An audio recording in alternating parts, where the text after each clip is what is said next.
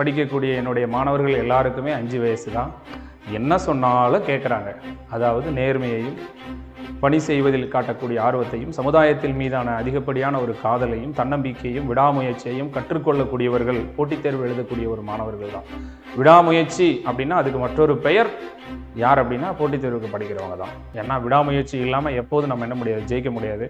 So அழகாக edition ஒர்க்கை சொல்லுவார், என்னுடைய நம்பிக்கை என்னை பலமுறை கைவிட்டதுண்டு, என்னுடைய முயற்சி என்னை பலமுறை கைவிட்டதுண்டு, ஆனால் நான் ஒருபோதும் என்னுடைய முயற்சியவோ நம்பிக்கையோ எப்போதும் கைவிட்டதில்லை அப்படின்னு எடிசன் சொல்லுவார்.